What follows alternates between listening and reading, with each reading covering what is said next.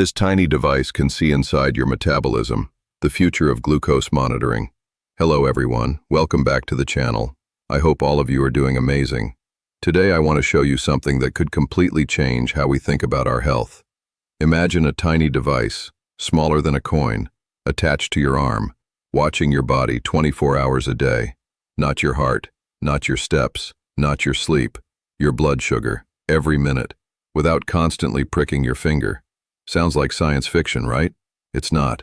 It's called a continuous glucose monitor, or CGM. But here's the real question. Why are so many athletes, doctors, biohackers, and even healthy people suddenly wearing them? Is it just another health trend? Or are we witnessing the future of personalized medicine? Let's find out. First, let's understand something almost everyone has heard, but very few truly understand. Glucose.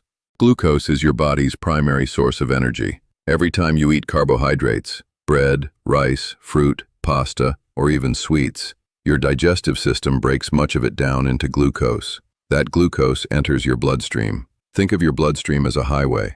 After you eat, more glucose cars enter the highway. If nothing controlled the traffic, the roads would become dangerously crowded. That's where one of the most important hormones in your body steps in: insulin. Insulin is produced by your pancreas. Its job is to act like a key. It unlocks your cells, allowing glucose to move from your bloodstream into your muscles, your liver, and other tissues, where it can be used or stored. Without enough insulin, or if your body doesn't respond well to it, glucose stays in your bloodstream.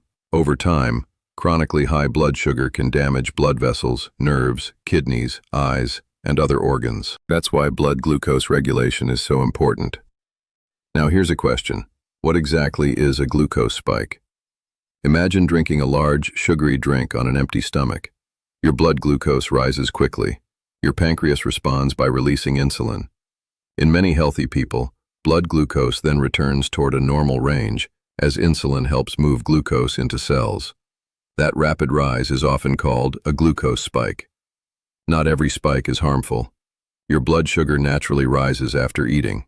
That's normal.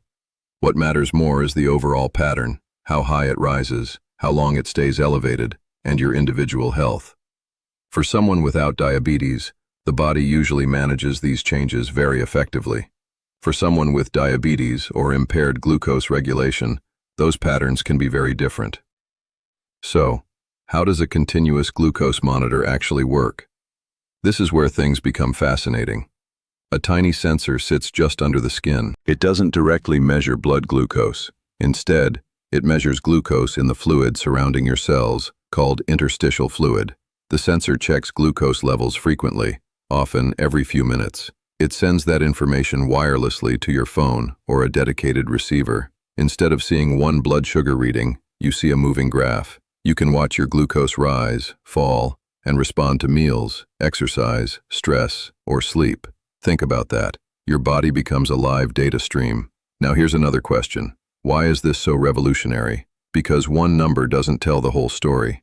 Imagine checking your blood sugar once. That's like taking one photograph. A CGM is more like watching an entire movie. You don't just know where your glucose is, you know where it has been, and where it appears to be heading. That can help many people with diabetes make more informed decisions alongside guidance from their healthcare team.